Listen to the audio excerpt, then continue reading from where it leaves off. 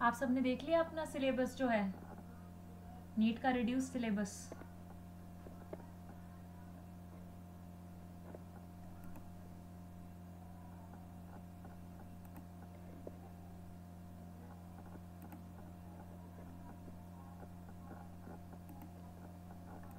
Sorry, आप सबने अपना अपना नीट का सिलेबस देख लिया, रिड्यूस्ड सिलेबस जो है?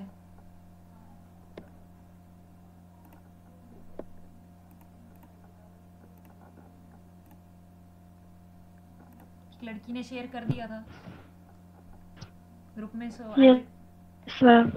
ठीक है ना?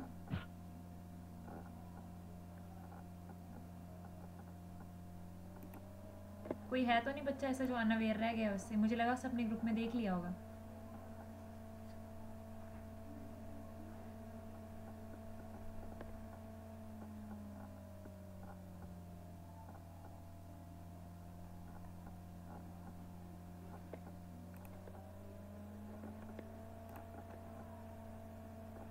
सो क्या है अभी तक आपका आपका फिजिकल केमिस्ट्री का? जैसे अभी हमने some basic concepts in chemistry ये कर लिया है, एटॉमिक स्ट्रक्चर ये कर लिया है, chemical bonding and molecular structure. Unfortunately मैं बीमार हो गई थी जिस वजह से नहीं हो पाया पूरा ये। इस पे इसको भी हम एक क्लास डेडिकेट करेंगे। Atomic structure, chemical bonding and molecular structure, और अभी केमिकल थर्मोडायनेमिक्स में है जिस पे हमने फंडामेंटल्स ऑफ थर्मोडायनेमिक्स ये कर लिया है, सिस्टम एंड सराउंडिंग्स ये कर लिया, एक्सटेंसिव एंड इंटेंसिव प्रॉपर्टीज ये कर लिया, स्टेट फंक्शंस कर लिए, टाइप्स ऑफ प्रोसेसेस कर लिए। फर्स्ट लॉ ऑफ थर्मोडायनेमिक्स है, ये खत्म होने वाला है बस। फिर सेकंड लॉ ऑफ थर्मोडायनेमिक्स है, ये आज के आज ही इस चैप्टर को मैं ओवर करवा दूंगी। Hess's law of constant heat summation, कुछ नहीं है इसमें जो है ये प्रूव होगा कि जो है आपकी एक minute sir, just a second, मेरा पेन टैब है।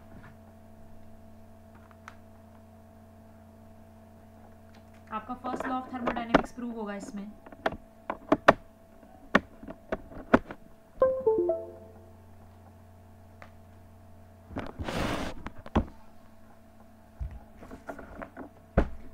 सो कल कनेक्शन टूट गया था, नहीं तो I would have completed this chapter by now.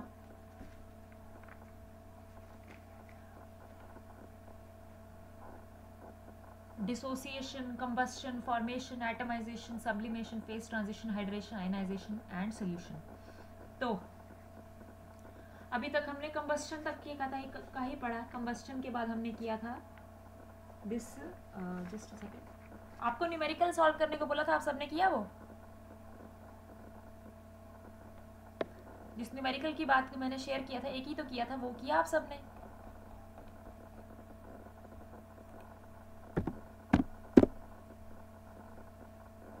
Numerical किया आप लोगों ने? Did you try?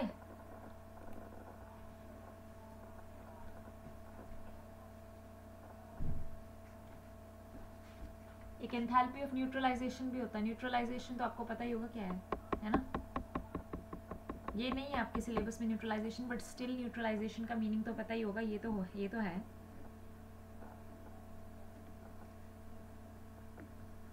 ना सोफिया? What is neutralization? नहीं सोफिया नहीं, ये स्टूडेंट है, न्यू है, सिद्धिका भंडारे, ये बताएगी कि what is neutralization. Yes ma'am. हाँ जी बच्चे ये बताओ व्हाट इज सोफिया, आपने सिद्धिका भंडारे, ये क्लास में जो स्टूडेंट है ना, ये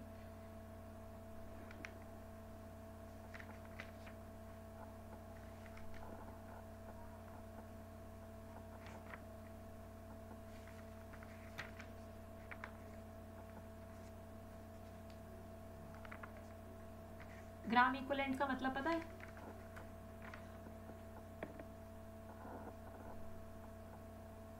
what is 1 gram equivalent?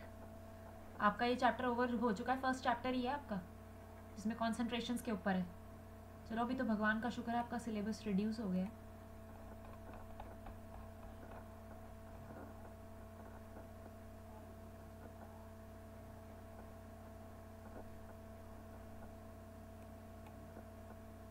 Mole concept है, मोलर मास है, परसेंटेज कॉम्पोजिशन है, एम्पिरिकल एंड मॉलिक्यूलर फॉर्मूले है, केमिकल इक्वेशन, स्टोइकियोमेट्री। जो अभी तक हम पढ़ रहे हैं ना बच्चे, वो ज़्यादातर तो थ्योरेटिकल पार्ट ही है। सो और आपके केमिस्ट्री में थ्योरेटिकल से काम बिल्कुल नहीं चलता। इक्का दुक्का क्वेश्चन होंगे जो ऐसे पूछेंगे। आपको चलाना है अपना काम जो है ना न्यूमेरिकल्स के बेसिस पे चलाना है।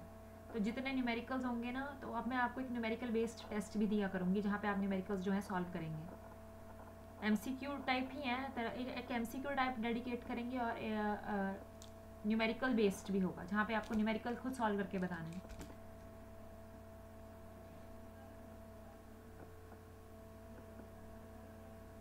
एक ऐसा करेंगे ना, आपको एक न्यूमेरिकल दे दिया करूँगी और साथ में कुछ डेली के ना 10 नीट बेस्ड क्वेश्चंस दूंगी।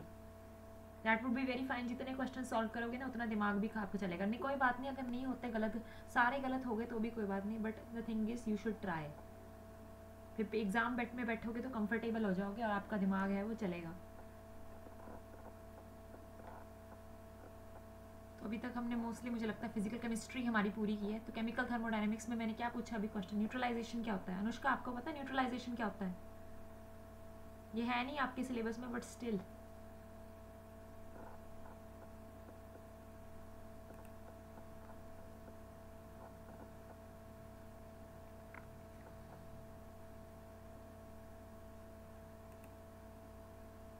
चलो कोई बात नहीं। न्यूट्रलाइजेशन कुछ नहीं होता, aqueous solution of acid and base.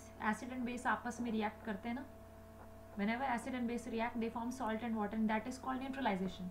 फिर एक एंथैल्पी ऑफ न्यूट्रलाइजेशन है, वो आपके सिलेबस में नहीं है but still enthalpy of neutralization में 1 मोल की जगह 1 ग्राम इक्विवेलेंट है। तो मैंने पूछा 1 ग्राम इक्विवेलेंट क्या होता है।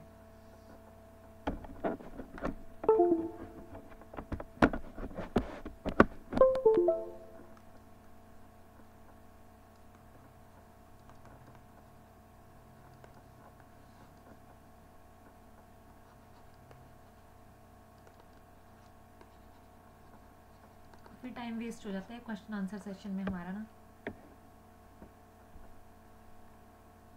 मोलालिटी क्या होता है? मोलालिटी का फॉर्मूला बताओ गुड़िया यादव।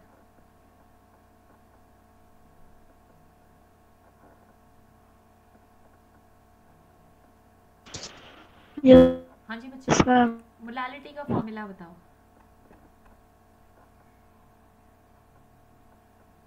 मोलालिटी एक मोलैरिटी।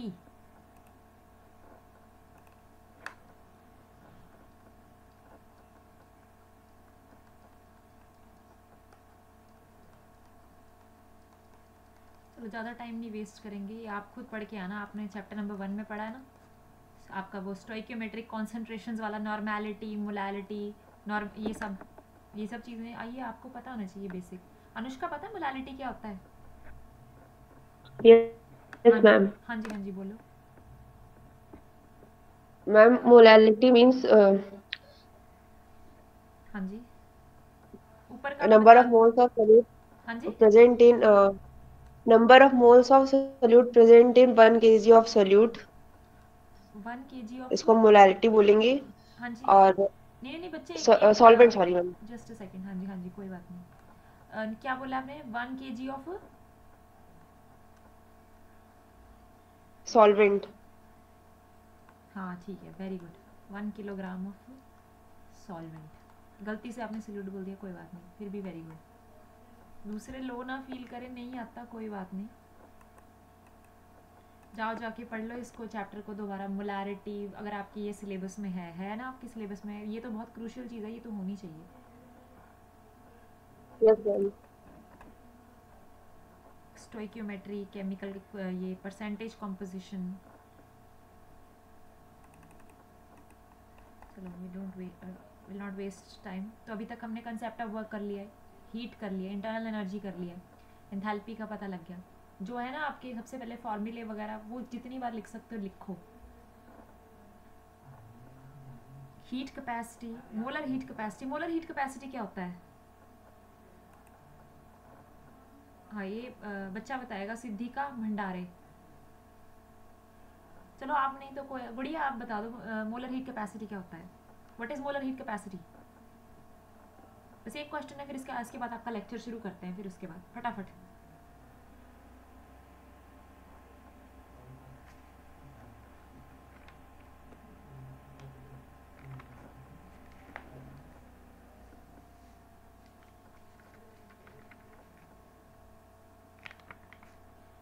मोलर हीट कैपेसिटी क्या होता है बच्चे? अभी तो पढ़ा था। सोफिया आप बताओगे?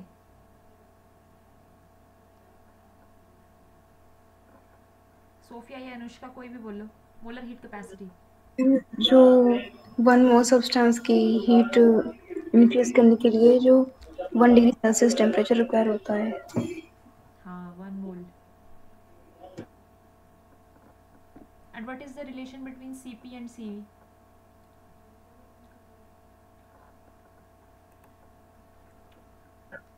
एक मिनट, जस्ट मैम ये गुड़िया बताना अब इसके आगे क्या आएगा? Cp minus Cv is equal to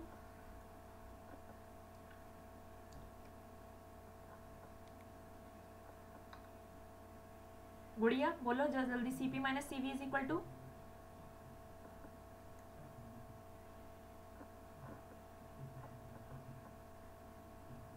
yes ma'am. हाँ जी, क्या इसका क्या आगे क्या आंसर आएगा? Cp minus Cv is equal to capital R. हाँ जी, ये क्या है? Capital R.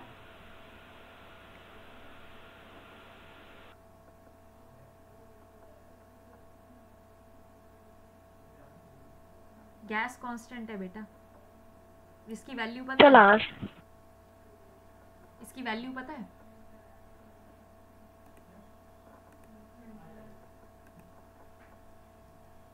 गैस कांस्टेंट वो डिपेंड करता है कि किस तरीके के यूनिट्स यूज़ किए गए हैं। 0.0821 लीटर एटमॉस्फेयर मोल्स इनवर्स पर मोल केल्विन, ये है ना। फिर या फिर ऐसे भी लिख सकते हो,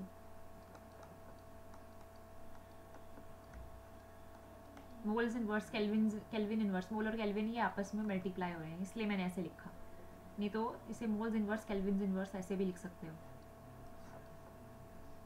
दैट इसकी जो वैल्यू है ना मतलब कैलोरीज में डिफरेंट है काफ़ी। इसके जो है that is depending upon the set of units that are using. इसके लिए काफ़ी अलग अलग वैल्यूज हैं। ये आज मैं आपके ग्रुप में शेयर कर दूंगी, आपने पढ़ लेनी है ये।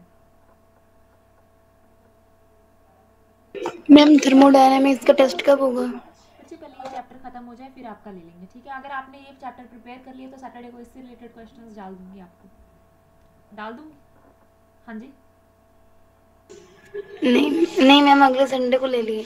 हाँ कोई बात नहीं मैंने बोला अगर आपने चैप्टर 3 प्रिपेयर नहीं किया तो फिर अगर ये जो किया है वो ही डाल दूंगी। पर ये ना कुछ तो करो।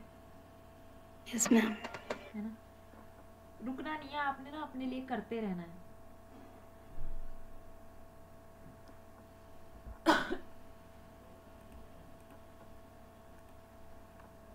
ठीक है, फिर हम कहाँ थे? क्या था आपके सिलेबस को पहले देखते हैं कि अभी तक क्या कर लिया था हमने। तो हमने जो है हेसिस लॉ नहीं किया, ये मोलर हीट कैपेसिटी कर लिया, enthalpy of bond dissociation, combustion हो गया, ये फॉर्मेशन हो गया, है ना। अब कौन सा है? अगला जो मैं बोलूँगी वो है एंथैल्पी ऑफ ये सोल्यूशन। ठीक है, अब करेंगे enthalpy of solution. Enthalpy of सबसे पहले एंथैल्पी ऑफ सोल्यूशन के बारे में समझाती हूँ कि क्या है। Now let me go straight to that. Okay.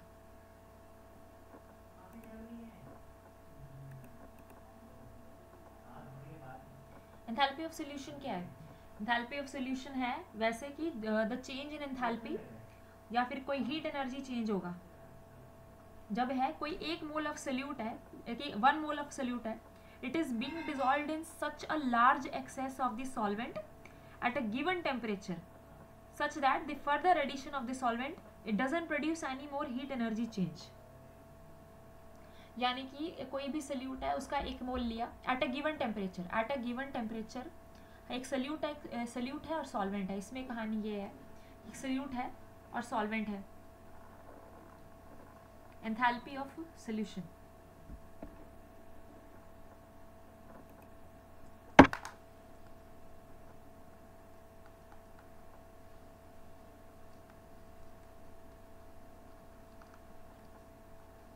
ये कल भी बताया था ना कि एंथैल्पी ऑफ सोल्यूशन ये स्मॉल सबस्क्रिप्ट है, इसे डिनोट करेंगे कैपिटल एच। और अच्छा अगर मैं यहाँ पे ये लिख दूँ तो इसका मतलब क्या होगा? फिर इसको क्या बोलेंगे हम? क्या बोलेंगे? ये चीज़ क्या डिनोट कर रही है? व्हाट इज दिस, ये ऊपर मैंने गोला बनाया है, what is this denoting about this, enthalpy of solution क्या है ये स्टैंडर्ड एंथैल्पी ऑफ सॉल्यूशन है। तो एंथैल्पी ऑफ सॉल्यूशन के बारे में कल भी बताया था मैंने। एंथैल्पी ऑफ सॉल्यूशन क्या है, चेंज इन एंथैल्पी। सबसे पहले तो एक मिनट, ये the enthalpy change when 1 mole of a substance is completely dissolved in a solvent, enthalpy of dissolution of ionic compound in water, जैसे कि नमक घोल दिया वगैरह वगैरह, ये सब तो छोटी मोटी हैं। If I talk in detail, enthalpy of solution की डेफिनेशन क्या है, बोल रहा है कि हीट एनर्जी, सबसे पहले तो ये बात भी है कि सल्यूट जब सॉल्वेंट में घुलता है ना, तो वो भी एक तरह का रिएक्शन ही होता है। वहाँ पे सल्यूट मॉलिक्यूल्स हैं, अगर सोल्यूशन के जो आई मीन टू से सॉल्वेंट में, आई एम सॉरी, सल्यूट और सॉल्वेंट का मिक्सचर ही मिला के सोल्यूशन बनाता है। सोल्यूशन क्या है, मिक्सचर नहीं है, उन दोनों का combination, you can say solute plus solvent. अब ये दोनों मिला के बनाएंगे आपका पूरा सोल्यूशन।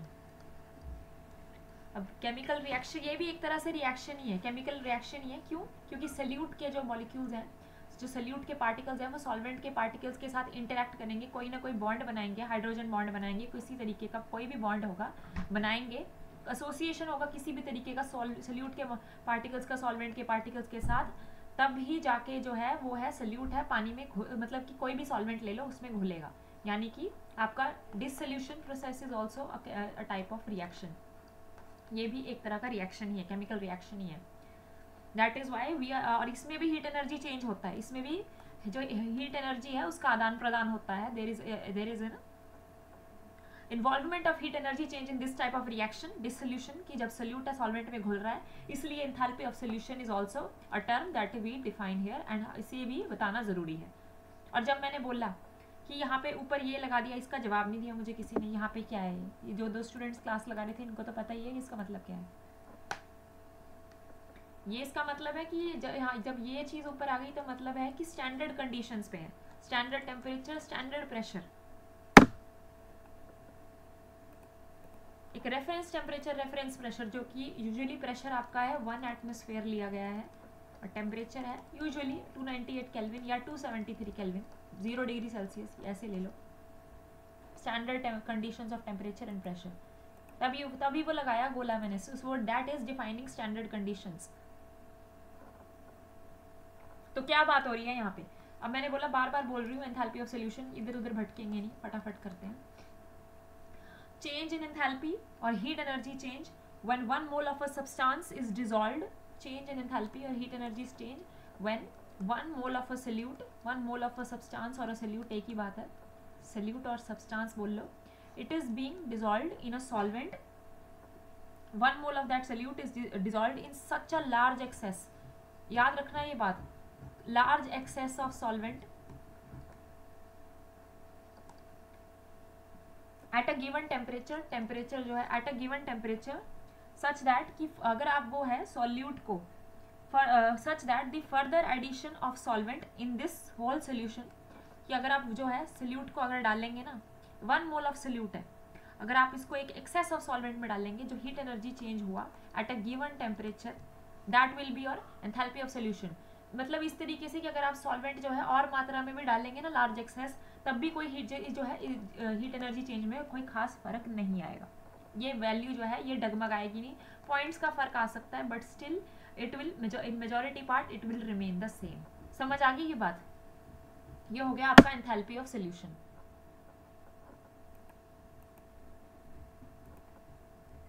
एग्जाम्पल जैसे कल बोल तो दिया था, ये आपका हो गया था, जैसे वाटर इन लार्ज क्वांटिटी, उसी केमिकल रिएक्शन में that will B denoted by this aqueous, और थर्मोकेमिकल इक्वेशन है तो यहाँ पे आपको डालना पड़ेगा स्टेट ऑफ द सब्सटेंसेस।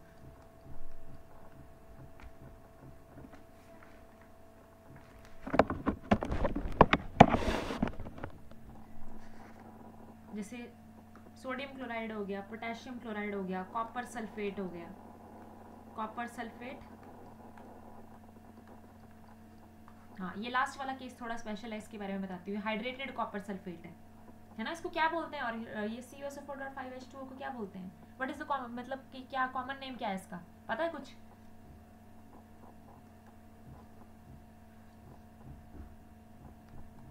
अब ये जो है सोडियम क्लोराइड के, आपको पता ही होगा ना वाटर का डाइलेक्ट्रॉन कांस्टेंट ज़्यादा है, तो सोडियम और क्लोरीन है वो दोनों अलग हो जाते हैं, और सोडियम क्लोरीन जो है, सोडियम जो है बीइंग पॉजिटिव वाटर के नेगेटिव पार्ट के साथ एसोसिएट हो जाता है, क्लोरीन बीइंग नेगेटिव वाटर के पॉजिटिव पार्ट के साथ एसोसिएट हो जाता है, ये टूट जाते हैं पानी में जाके, एसोसिएट कर जाते हैं, that is why dissolution occurs, तभी आपका नमक जो है पानी में घुलता है।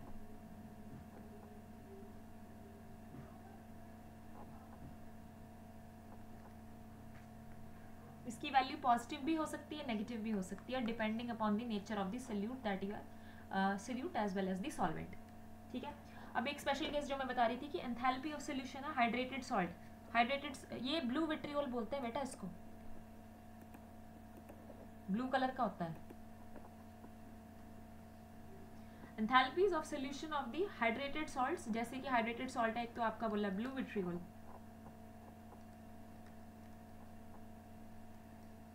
या फिर कोई और भी ले लो, कोई भी enthalpy of solution of the hydrated salts, या फिर सॉल्ट है जैसे सोडियम क्लोराइड है, पोटेशियम क्लोराइड, अमोनियम क्लोराइड, जो हाइड्रेट नहीं बनाते, it is generally positive.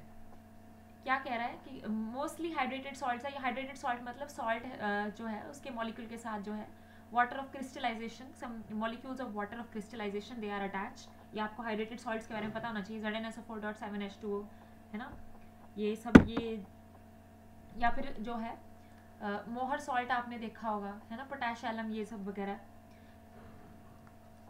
Sodium chloride है, पोटेशियम क्लोराइड, अमोनियम क्लोराइड, ये, या फिर कोई और हाइड्रेटेड सॉल्ट है, ये, इनकी जो है एंथैल्पी ऑफ सोल्यूशन जो है उनकी वैल्यूज जो है मोस्टली जो है पॉजिटिव ही आती हैं, ये बात याद रखना।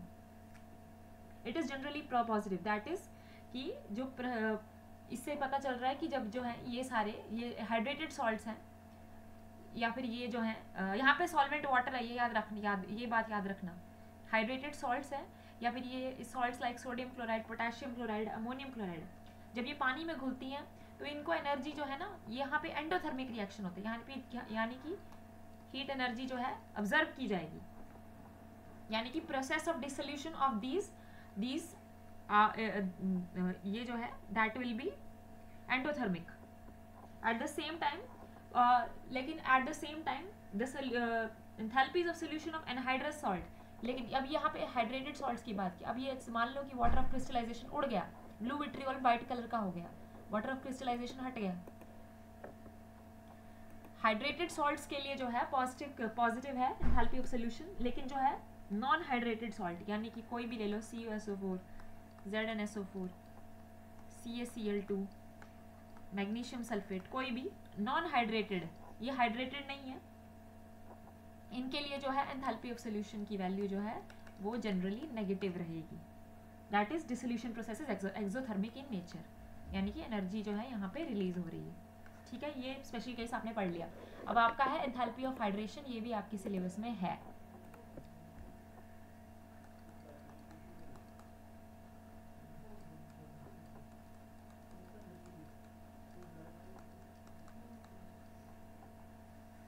एंथैल्पी ऑफ हाइड्रेशन, अच्छा हाइड्रेशन क्या होता है ये बताना मुझे जल्दी जल्दी।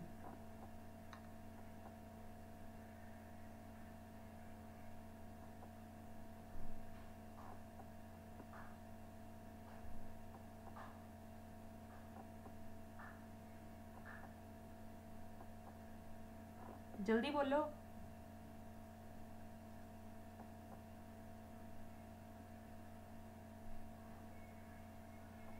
कुछ नहीं है, हाइड्रेशन का मतलब है, हाइड्रेशन आप क्या पानी पीते हो, आपकी बॉडी में वाटर गया, हाइड्रेट नहीं हुए, तो वैसे ही कोई भी मॉलिक्यूल्स का वाटर के साथ एसोसिएशन है उसे कहेंगे hydration. Water being added to a molecule और कंपोनेंट, किसी भी कंपोनेंट के साथ ऐड हो रहा है, water being added to it, that is called its hydration. Hydration कुछ नहीं है, पानी का एसोसिएशन है टू एन एंटिटी, ठीक है ना, केमिस्ट्री में यही है। तो एंथैल्पी ऑफ हाइड्रेशन की बात कर रहे हैं, तो यहाँ पर भी 1 मोल वाली कहानी है, तो 1 मोल ही चल रहा है यहाँ पे, सिर्फ एक एंथैल्पी ऑफ न्यूट्रलाइजेशन है जो आपके सिलेबस में नहीं है। तो एंथैल्पी ऑफ हाइड्रेशन क्या है? It is the enthalpy change और heat energy change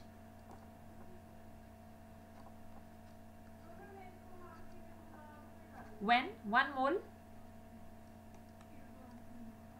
when 1 mole of the anhydrous क्या होता है बताना।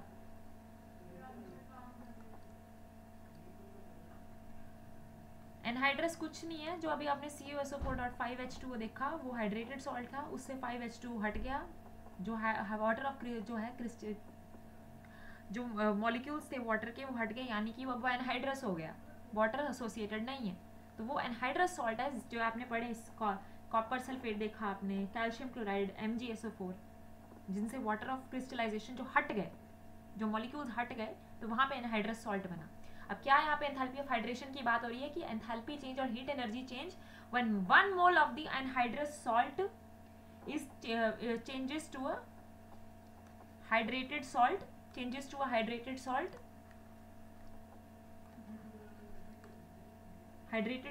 by combining with a specified number of moles of water.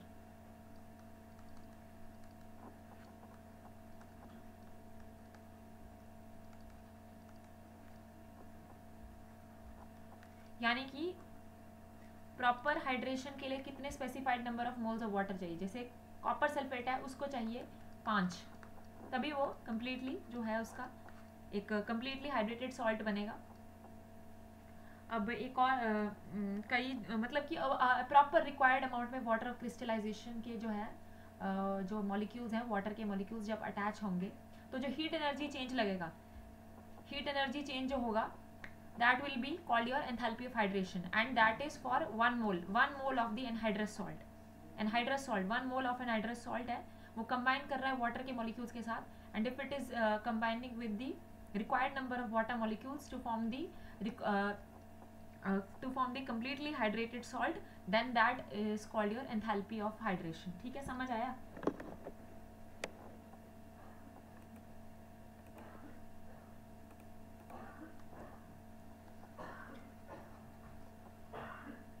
The change in enthalpy when 1 mole of the change in enthalpy when 1 mole of a substance, और या फिर कह लो anhydrous salt, यहाँ पे अनहाइड्रस सॉल्ट की बात कर रहे हैं, when 1 mole of anhydrous salt changes to a hydrated salt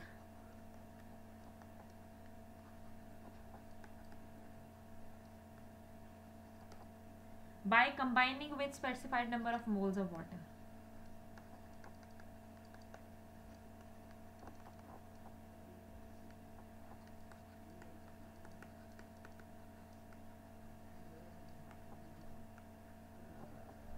ठीक है, तो change in enthalpy when 1 mole of an anhydrous salt changes to a hydrated salt by combining with specified number of moles of water. जैसे इसका example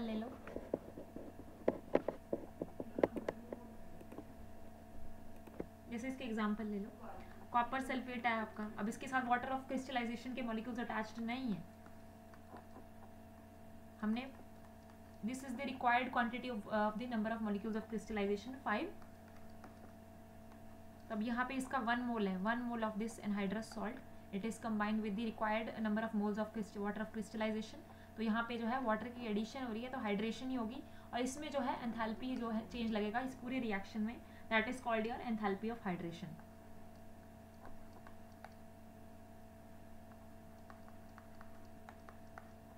ये आपका blue vitriol. फिर एक और है, इसे एग्जांपल दे दो, बेरियम क्लोराइड का ही ले लो,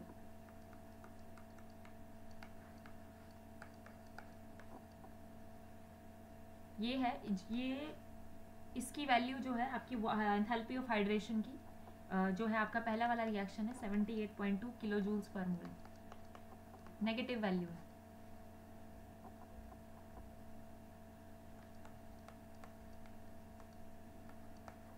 बेरियम क्लोराइड का हाइड्रेटेड सॉल्ट है, ये हाइड्रेटेड जो है आपका, अब यहाँ पर भी नेगेटिव वैल्यू ही होगी, नेगेटिव किलो जूल्स पर मोल, ये वाला, हाँ एक्स के लिए यहाँ पे इसकी वैल्यू है जो मैंने अभी रिमेंबर की थी, वो मुझे याद नहीं आ रही।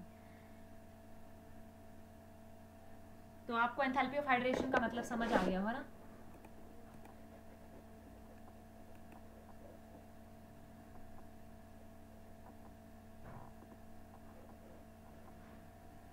ठीक है, अब आते हैं फेस चेंजेस। अच्छा, फेस चेंजेस जो है, phase changes, energetics of phase changes.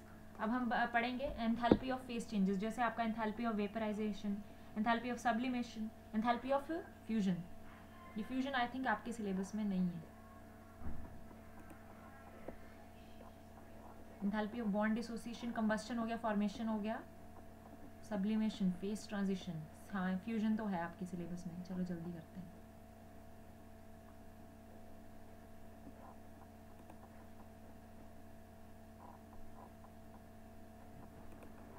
अच्छा, फेस चेंजेस से क्या समझते हैं आप? फेस चेंजेस कौन कौन से फेस चेंजेस, कौन कौन से फेजेस होते हैं?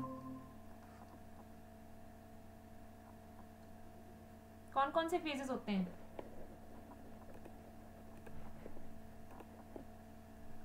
कौन कौन से फेजेस होते हैं बेटा? Solid, liquid, gas. अच्छा, फ्यूजन क्या? सबसे पहले हम पढ़ेंगे एंथैल्पी ऑफ फ्यूजन। सबसे पहले जिस फेज की हम बात करेंगे वो है एंथैल्पी ऑफ फ्यूजन। फ्यूजन क्या होता है? फ्यूजन कौन से, फ्यूजन में कौन से फेज से हम कौन से फेज में जाते हैं?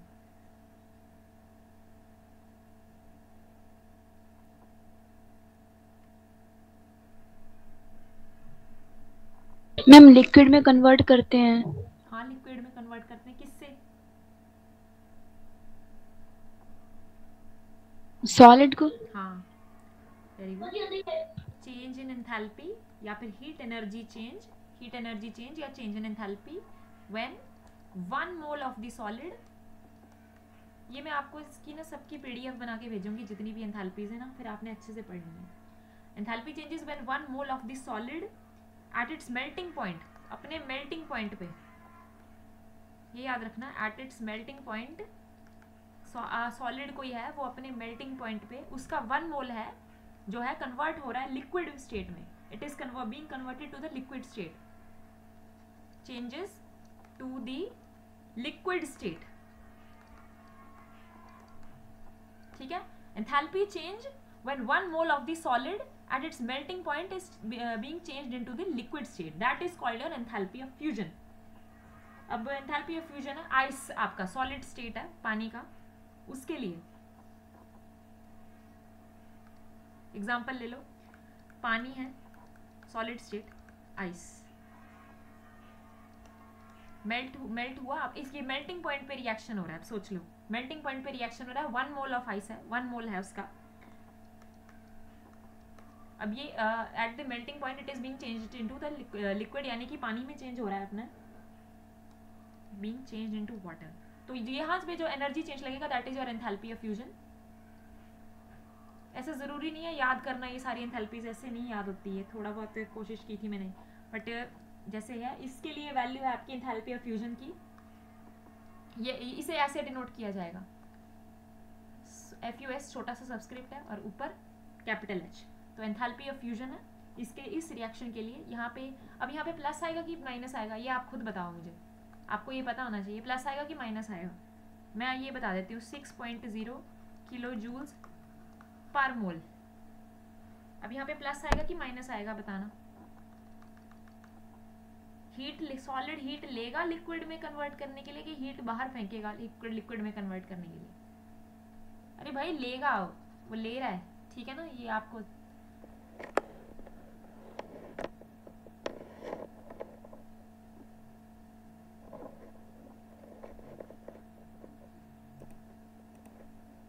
अब हो गया enthalpy of fusion.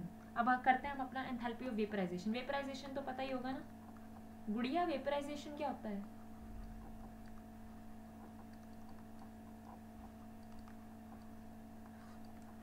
Enthalpy of vaporization, ma'am boiling of water.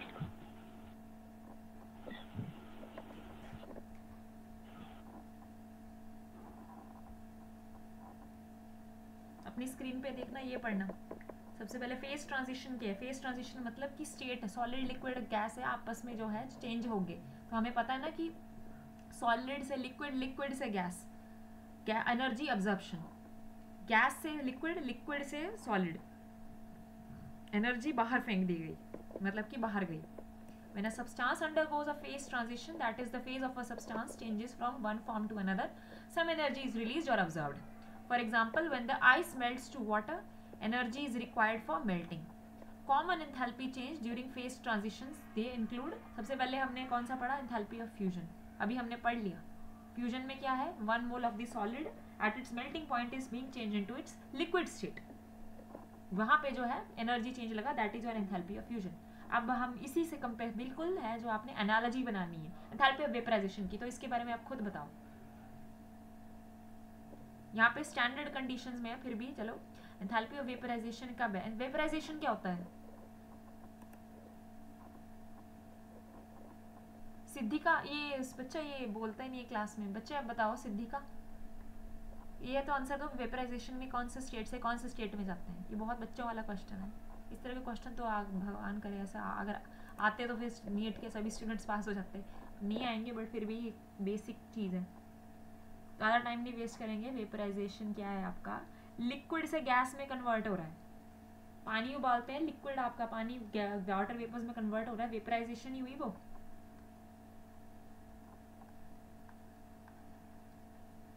कुछ नहीं है, ये भी वही सेम एनालॉजी सेम है कि एंथैल्पी चेंज है, एंथैल्पी चेंज है 1 mole of the liquid, 1 mole of liquid is at its boiling point. अब लिक्विड है ना, बॉइल हो रहा है तभी जाके वो हो रहा है, लिक्विड बॉइल हो रहा है तो गैसियस फॉर्म में कन्वर्ट हो रहा है. Boiling point 1 mole of the liquid, वो लिक्विड है अपने बॉइलिंग पॉइंट पे, एट इट्स बॉइलिंग पॉइंट, जैसे मान लो पानी है 100 डिग्री सेल्सियस पे, is being converted to its gaseous state, is being converted to its gaseous state.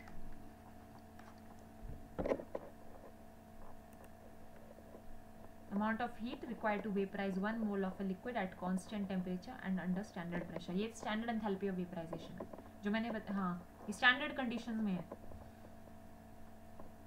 ठीक है, आपको समझ आ गया ना एंथैल्पी ऑफ वेपराइजेशन.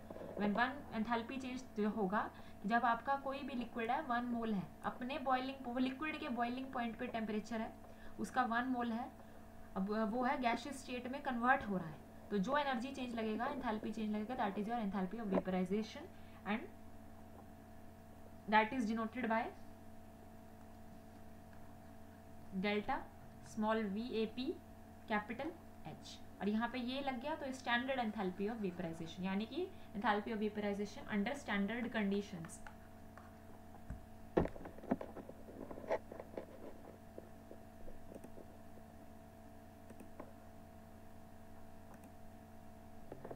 ठीक है, अब एंथैल्पी ऑफ सब्लिमेशन, ये भी आपके सिलेबस में है. एंथैल्पी ऑफ सब्लिमेशन, चलो एंथैल्पी ऑफ सब्लिमेशन क्या है? सब्लिमेशन क्या होता है? सब्लिमेशन का एग्जांपल बताना मुझे.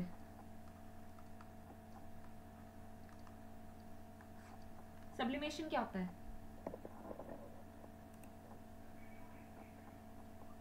Ma'am burning of camphor. हाँ ठीक है, वेरी गुड. हाँ, सब्लिमेशन में कौन से स्टेट से कौन से स्टेट में जाते हैं? मैम सॉलिड स्टेट से वेपर सॉलिड स्टेट से गैसियस स्टेट. हाँ ठीक है. गैस और वेपर में क्या फर्क होता है?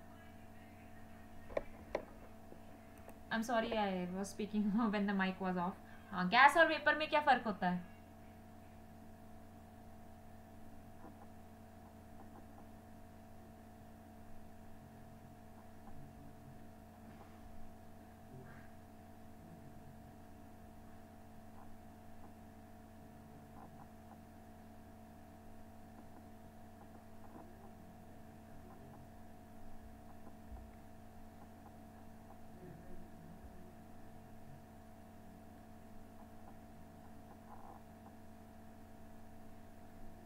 गैस और वेपर में क्या फर्क होता है बेटा?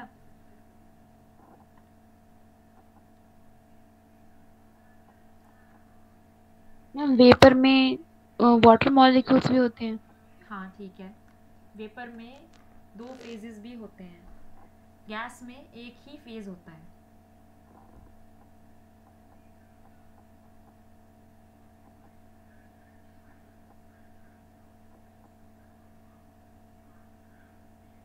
यानी कि वेपर पता है क्या होता है? वेपर जो होता है ना, यूजुअली उस सब्सटेंस का मतलब कि गैसियस फॉर्म है, उस सब्सटेंस का जो है गैशियस फॉर्म है जो यूजुअली लिक्विड या फिर सॉलिड होता है। नॉर्मली या तो वो सब्सटेंस है सॉलिड है, नॉर्मली या तो वो लिक्विड है।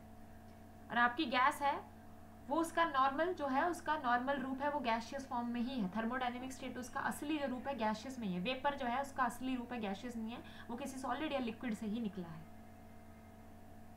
जैसे कि आपका एग्जांपल है वाटर है ना। वाटर जो है वाटर से ही वाटर वेपर्स बने ना, और वाटर वेपर्स में जो है लिक्विड का भी एसोसिएशन है along with that of gaseous phase. एक अकेली गैस जो है फेज चेंज थोड़ी करेगी।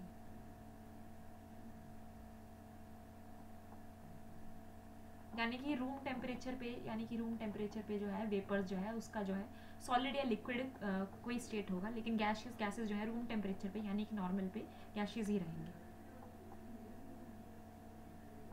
जैसे कि आयोडीन के वेपर्स हैं आपके, सब्लिमेशन में आयोडीन का भी आता है, सॉलिड टू गैस है। तो एंथैल्पी ऑफ सब्लिमेशन क्या हुआ, अब आपको इतना बोल दिया है, अब आप तो खुद ही समझ जाएंगे इस एंथैल्पी ऑफ सब्लिमेशन, खुद भी बना सकते हैं क्या होता है।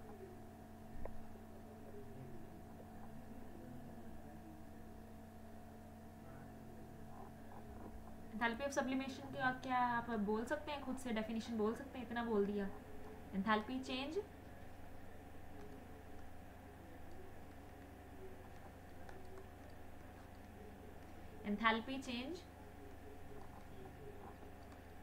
when 1 mole of the solid changes directly into the gaseous state। और मेल्टिंग पॉइंट का टेम्परेचर नहीं होगा, melting point below its melting point, ये बात याद रखना। सॉलिड का जो मेल्टिंग पॉइंट है ना उससे निचले टेम्परेचर पे जब 1 mole of that solid is being converted, 1 mole solid is being converted into gaseous state,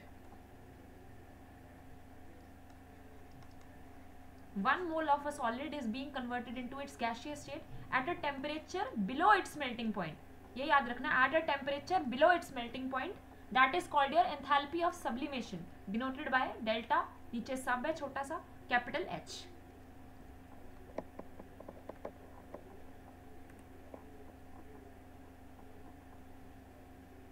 Change in enthalpy, standard enthalpy of sublimation, change in enthalpy when 1 mole of a solid substance supplying at a constant temperature and under standard pressure। ये definition है, ये पूरी तरह से नहीं लिखी गई है, ठीक है ना। सब्लिमेशन का मतलब तो आपको पता ही है ना, सब्लिमेशन एंथैल्पी ऑफ सब्लिमेशन है। अभी तक कितनी आपने पढ़ ली है, यहाँ पे कुछ भी नहीं है, 1 मोल है उस सब्सटेंस का, यहाँ पे 1 mole of a solid being changed below its melting point, below its melting point, ये बात याद रखना, below the melting point of the solid.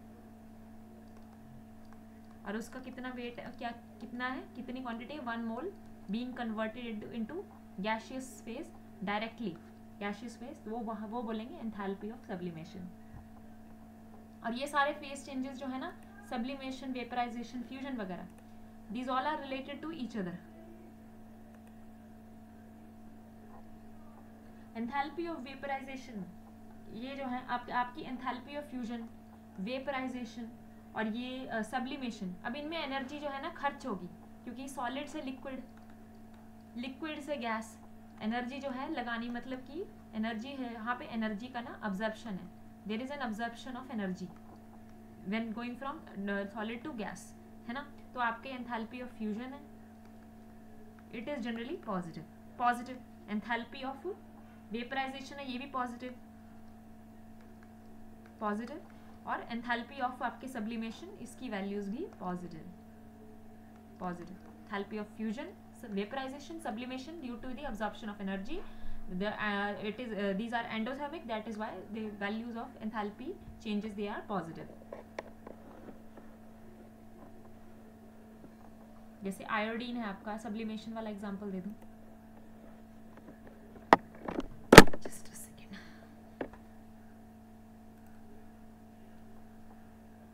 इसका क्या एग्जांपल देना, आपको पता ही है, आयोडीन जो है अपने वेपर्स में चेंज होगा, वायलेट कलर्स के वेपर्स हैं, सॉलिड फॉर्म में being converted into its vapour form, तो है यहाँ पे एंथैल्पी ऑफ सब्लिमेशन जो है वैल्यू है पॉजिटिव, एनर्जी का अब्जॉर्प्शन होगा, प्लस क्या कोई वैल्यू है इसकी, कुछ 60.4 kilo joules per mole,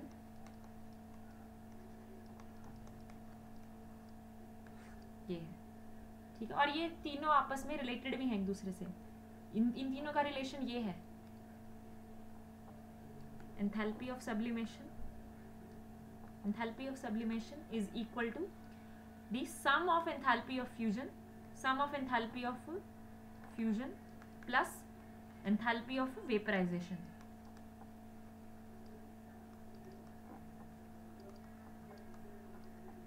Enthalpy of sublimation is equal to sum of enthalpy of fusion and enthalpy of vaporization, ठीक है। फिर आपको इससे रिलेटेड मैं कुछ क्वेश्चंस दूंगी, आपने कुछ करने की कोशिश करनी है। जो आज का न्यूमेरिकल दिया है उसके लिए मैं आंसर अभी आपको प्रोवाइड कर देती हूँ, ठीक है। अब आया आपका सबसे important Hess's law of constant heat summation. Hess's law, अब ये हेसिस लॉ जो है इसका क्या मकसद है, एक minute sir, just a second.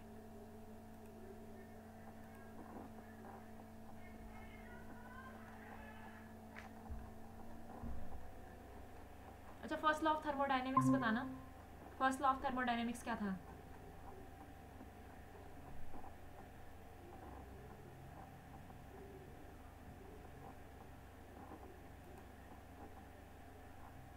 First law of thermodynamics बताओ क्या है? ये आपका हेसिस लॉ है, ये दो चीजें प्रूव कर रहा है। पहली चीज ये प्रूव कर रहा है कि आपका एंथैल्पी चेंज जो है वो एक स्टेट फंक्शन है। एंथैल्पी चेंज है, it is not dependent on the path, it is not dependent on the path but only on the initial and final stages of the reaction, initial and final stages, just like change in internal energy, ठीक है। और ये दूसरा है first law of thermodynamics prove कर रहा है कि when we cannot create or we cannot destroy energy, जो लगा दी गई है, जो है पहले already present, it can change from one form to another, but we can neither create it nor destroy it. तो क्या कह रहा है आपका ये Hess's law? Hess's law states that the heat evolved, अपनी स्क्रीन पे देखना, और heat observed in a chemical process is the same whether the process takes place in one or several steps. यानी कि कोई भी जो है आप एक स्टेप में कर लो रिएक्शन, या आप उसी रिएक्शन को सब स्टेप्स में तोड़ो, यानी कि कोई भी है आप किसी पर्टिकुलर रिएक्टेंट से किसी पर्टिकुलर प्रोडक्ट में आप जा रहे हैं, आपने ए से बी डायरेक्टली फॉर्म कर दिया, या फिर आपने ए से बी फॉर्म करने के लिए बीच बीच में अलग अलग तरीके के रास्ते लिए, है ना। ये दो अलग अलग तरीके से, ये कॉम्प्लेक्स है। तो चाहे आप इस रास्ते से जाएं या चाहे इस रास्ते से, इन दोनों में जो हीट एनर्जी चेंज होगा वो दोनों ही इक्वल होंगे। आड़ा टेढ़ा करके कुछ भी होगा, यहाँ पे जो एंथैल्पी चेंज आया या फिर यहाँ पे आया, they both are totally equal to each other. Initial and final stage से कोई फर्क नहीं पड़ता कौन सा पाथ लिया है, ठीक है। हीट इवॉल्व्ड या फिर हीट ऑब्जर्व्ड, यानी कि एंथैल्पी चेंज एक केमिकल प्रोसेस में is the same whether the process takes place in one step or several steps. अच्छा, केमिकल प्रोसेस और फिजिकल प्रोसेस में क्या फर्क है? फिजिकल चेंज और केमिकल प्रोसेस में क्या फर्क है? माइक तो नहीं ऑफ किया मैंने।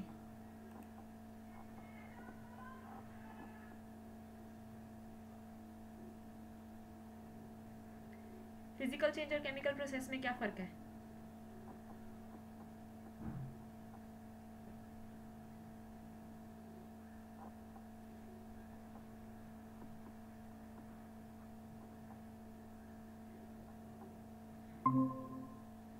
हाँ जी, फिजिकल चेंज और केमिकल चेंज में क्या फर्क है? मैम केमिकल चेंज में मैम इसके केमिकल कंपोजिशन या रिएक्शन के थ्रू उसमें चेंज हो रहा है। हाँ जी, वेरी गुड। आगे और फिजिकल चेंज जैसे हम टेम्परेचर और उनसे मतलब बढ़ा घटा रहे हैं तब वो चेंज हो रहे हैं। हाँ, उसकी अंदरूनी आइडेंटिटी नहीं बदलेगी, ऊपर से चेंज होगा वो अपने आप, वो जो है स्टेट चेंज कर सकता है, फेज चेंज कर सकता है। जैसे आपका मेल्टिंग ऑफ आइस हो गया, वेपराइजेशन हो गया पानी का, ये सारे फिजिकल चेंजेस ही हैं। कोई अंदरूनी वाटर मॉलिक्यूल्स का स्ट्रक्चर थोड़ी चेंज हुआ, वो टूटे थोड़ी, वाटर वैसे ही रहा, बेंट जो स्ट्रक्चर होता है ना वाटर का। क्या फिजिकल चेंज का कोई एग्जांपल बता कोई और एग्जांपल होगा आपके पास? नहीं, चलो केमिकल चेंज का ही बता दो, इसके तो बहुत हैं। एक मिनट डैडी, एक मिनट।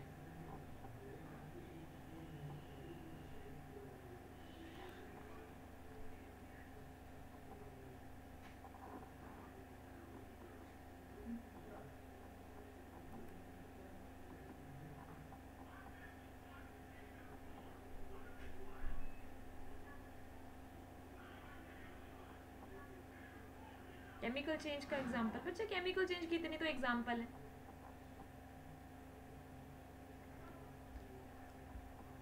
कोई भी रिएक्शन ले लो, कोई भी रिएक्शन ले लो, कोई भी केमिकल रिएक्शन उठा के बोल दो, वाटर का हाइड्रोजन को ऑक्सीजन के साथ जो है आपस में रिएक्शन वाटर बना रहा है, कार्बन को ऑक्सीजन के साथ कार्बन डाइऑक्साइड, कार्बन मोनोऑक्साइड, ऐसा कोई भी, इसी को तो केमिकल चेंज बोलेंगे। केमिकल चेंज में क्या होता है कि कोई भी सब्सटेंस है उसके अंदरूनी जो उसके पार्टिकल्स है, बॉन्ड का टूटना, बॉन्ड का बनना जो है कंपोनेंट पार्टिकल्स में जो चेंज आएगा, that is called your chemical change. लेकिन फिजिकल में ऐसा नहीं होता, स्टेट का चेंज होगा, ऊपरी रूप से चेंज होगा, लेकिन जो बेसिक कंपोनेंट पार्टिकल्स है उनका चेंज नहीं होगा, ठीक है ना। जैसे लकड़ी को जलाते हैं या फिर फायरवर्क्स, बर्निंग ऑफ फायरवर्क्स, उसमें कोई कंपाउंड ही है मैग्नीशियम के, in the presence of oxygen they are burning, उन्हें हीट सप्लाई करेंगे, प्रेजेंस ऑफ ऑक्सीजन वो बर्न करेगा। जैसे आपका जो फुलझड़ी है सबसे एग्जांपल है, वो मैग्नीशियम जो है स्पार्कल के साथ बर्न करता है। तो Hess's law of constant heat summation पे थे हम, है ना।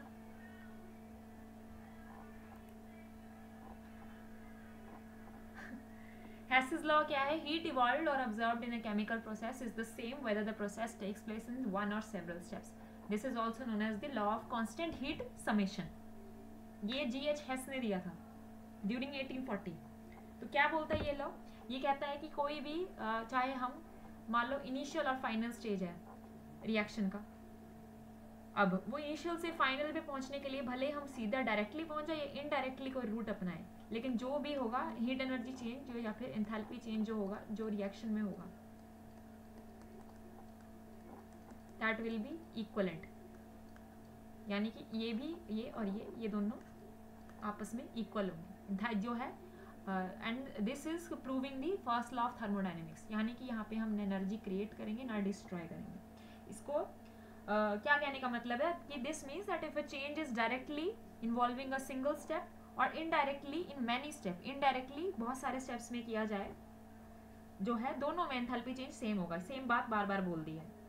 अब इसको एक्सप्लेन करने के लिए चलो ये एग्जांपल ले लिया हमने, मान लिया कि A is being change to C।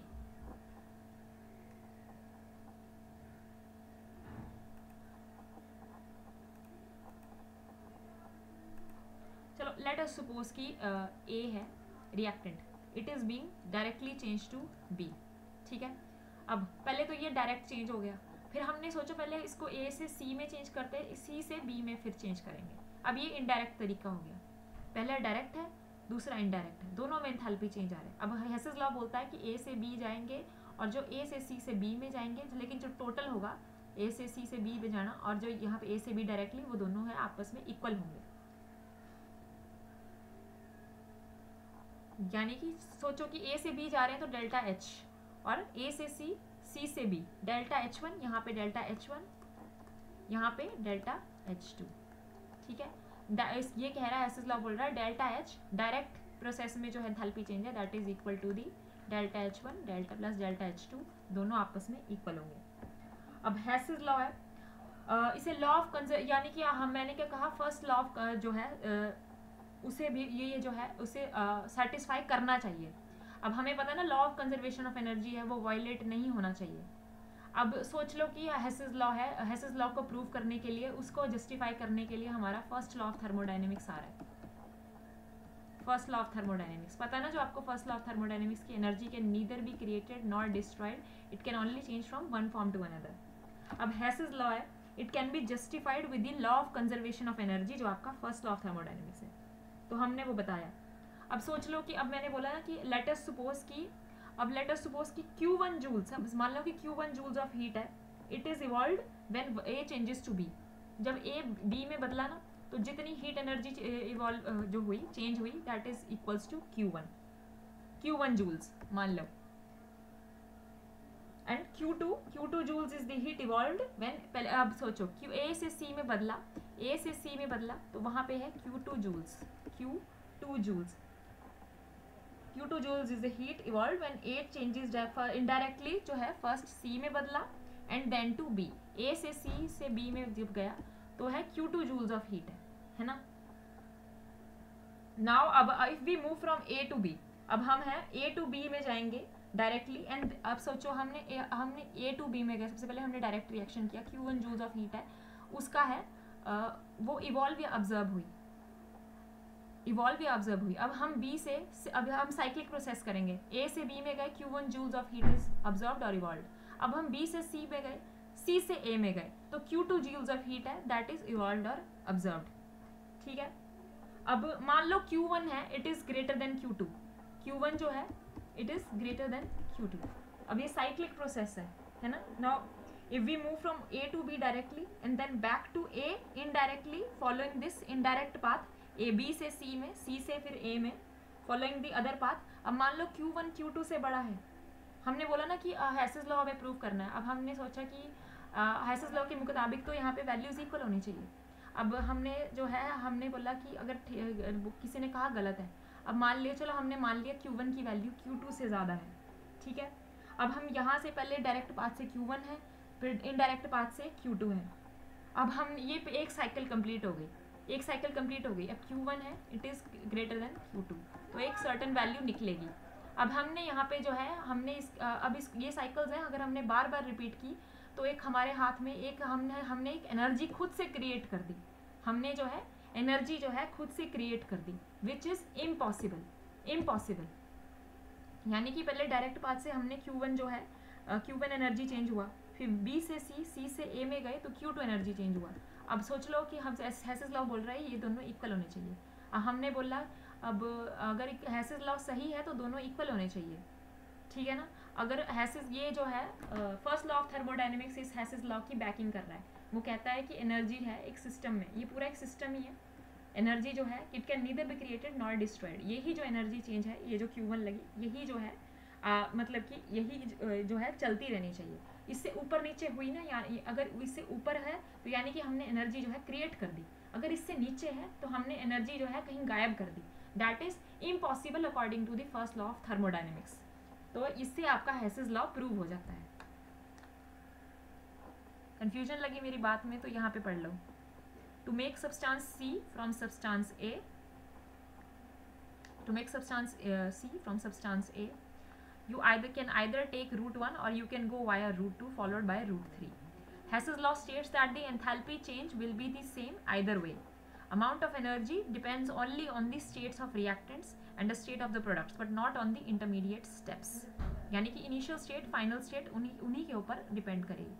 Energy changes in chemical reactions are the same, regardless whether the reactions occur in one or several steps. The total energy change in a chemical reaction is the sum of the energy change in its many steps leading to the overall reaction. बस यही बात है कि direct कर लो आप, initial से final में direct जाओ या आप किसी और पाथवे से जाओ, एनर्जी चेंज है वो सेम रहेगी। And this is being justified by first law of thermodynamics. और अगर ये सेम नहीं है तो हमने या तो एनर्जी क्रिएट कर दी या डिस्ट्रॉय कर दी, जो कि टोटली इम्पॉसिबल है, क्योंकि जो फर्स्ट लॉ है थर्मोडायनेमिक्स का वो वायलेट नहीं होना चाहिए, नहीं होता। और इससे आपको एक और चीज़ पता चलती है कि आपका एंथैल्पी चेंज है, it is a state function, उसको कोई फर्क नहीं पड़ रहा वो कौन से पाथ से जा रहा है।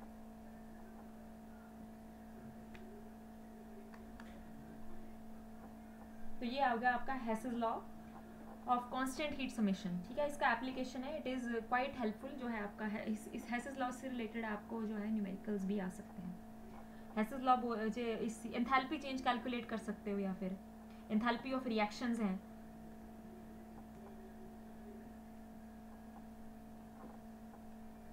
जो आप अलजेब्रा के मैथमेटिक्स में पढ़ते हो ना, वो आपकी थर्मोकेमिकल इक्वेशंस में भी अप्लाई हो सकता है।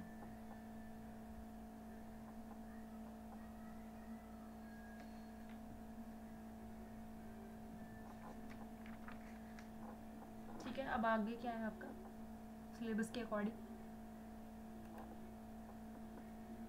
एंथैल्पी ऑफ कंबस्टन कर लिया, फॉर्मेशन कर लिया हमने, फेज ट्रांजिशन कर लिया, सब्लिमेशन कर लिया, हाइड्रेशन कर लिया, आयनाइजेशन, सॉल्यूशन कर लिया।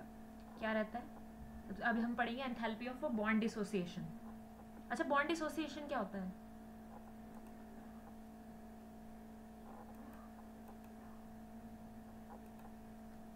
बॉन्ड डिसोसिएशन क्या होता है?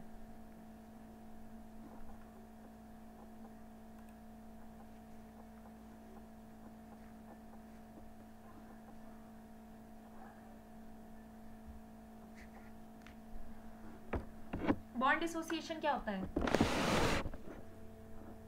मैम बॉन्ड का टूटना। हाँ ठीक है, बॉन्ड डिसोसिएशन, बॉन्ड का टूटना हमने चौथे यूनिट में पढ़ा था ना केमिकल बॉन्डिंग और मॉलिक्यूलर स्ट्रक्चर में, कि जब एटम्स कंबाइन करते हैं बॉन्ड बनाने के लिए तो एनर्जी जो है वहाँ पे रिलीज होती है, और वही सेम अमाउंट ऑफ एनर्जी है हमें लगानी पड़ती है उसी बॉन्ड को तोड़ने के लिए एटम्स में। इसको बोल लेंगे bond enthalpy, bond dissociation enthalpy, that is called your bond dissociation enthalpy.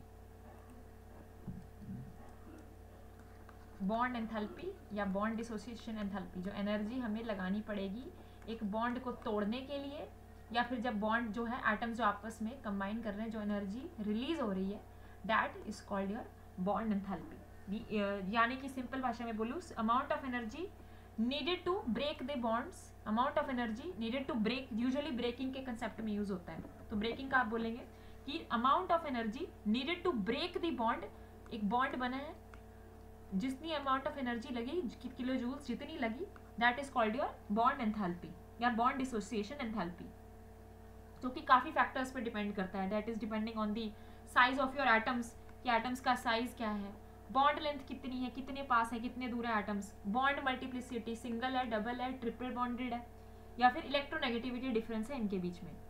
Bond जो है तोड़ना जो है, इट इज एन एंडोथर्मिक, यानी कि एनर्जी हमें लगानी पड़ेगी, and it is accompanied by absorption of heat. और जो है बॉन्ड मेकिंग, जब आपस में अट्रैक्शन हो रही है, बॉन्ड मेकिंग जो है इट इज एन एक्सोथर्मिक, और वहां पे हीट आपकी इवॉल्व होगी। ठीक है, अब ये बॉन्ड डिसोसिएशन एंथैल्पी जो है आपकी, ठीक है, डायटॉमिक मॉलिक्यूल्स और पॉलीएटॉमिक मॉलिक्यूल्स के लिए डिफरेंट है। डायटॉमिक मॉलिक्यूल्स तो आपको पता ही है ना, 2 एटम्स वाले। डायटॉमिक मॉलिक्यूल्स जो है, जो बॉन्ड डिसोसिएशन एंथैल्पी है उनकी। अच्छा, एंथैल्पी ऑफ एटमाइजेशन ये भी है आपका ना, एक एंथैल्पी ऑफ एटमाइजेशन, पहले इसके लिए आपको एंथैल्पी ऑफ एटमाइजेशन समझना पड़ेगा। एंथैल्पी ऑफ एटमाइजेशन क्या है? Enthalpy change that accompanies the total separation of all the atoms in a chemical substance. Enthalpy of atomization कुछ नहीं है, एक आपका जो है मॉलिक्यूल है उसको उसके कंस्टिट्यूटिंग एटम्स में तोड़ना। जैसे एटमाइजेशन है, मान लो 1 mole of that, 1 mole of a substance, 1 mole of अ जो है आपने लिया, उस 1 मोल ऑफ दैट सब्सटेंस जो है at a given temperature it is being converted into its constituent particles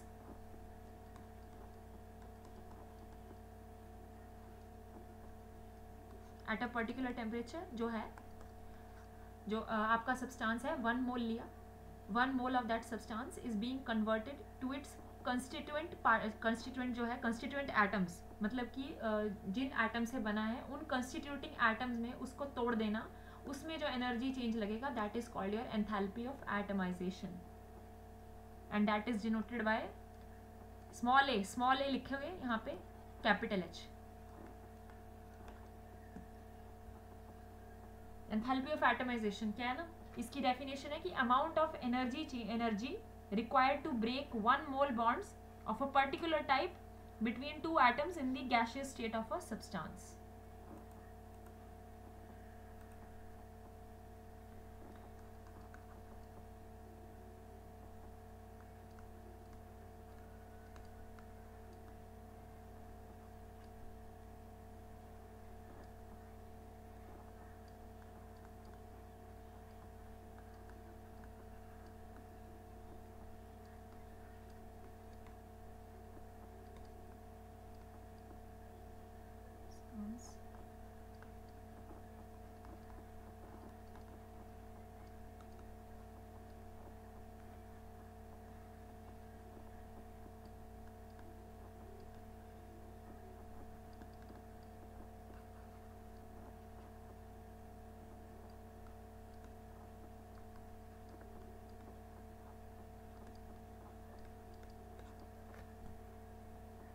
The amount of energy required to break 1 mole bonds of a particular type between 2 atoms in the gaseous state of a substance। मतलब कुछ नहीं, आपका compound है, उसके है कोई particular type of, उसके जो है पर्टिकुलर टाइप ऑफ बॉन्डिंग होगी 2 एटम्स के बीच में, एक पर्टिकुलर जैसे सिंगली बॉन्डेड है 2 एटम्स, पर्टिकुलर एटम्स हैं उनके बीच में सिंगल बॉन्ड है, उसका जो है जो सब्सटेंस के अंदर वो जो है 1 मोल उसकी क्वांटिटी होगी 1 मोल। उस 1 mole bond of a substance of a particular type between 2 atoms, उसको तोड़ने के लिए जितनी एनर्जी चेंज लगेगी, जो आपका सब्सटेंस है गैशियस फेज में कंसिडर किया जाएगा, क्योंकि जो है सॉलिड लिक्विड में जो है काफ़ी पास होते हैं, जिस वजह से जो है आपस वाले जो है इंटरेक्ट कर सकते हैं, इसलिए और गैसेस में दूर होते हैं, इसीलिए to lessen the interaction, lessen the changes due to the interaction with the other particles, हमने गैशियस फेज यहाँ पे चूज किया। 1 mole bonds of a particular type of a substance, उनको तोड़ने के लिए जितनी एनर्जी लगेगी that is called your enthalpy of atomisation.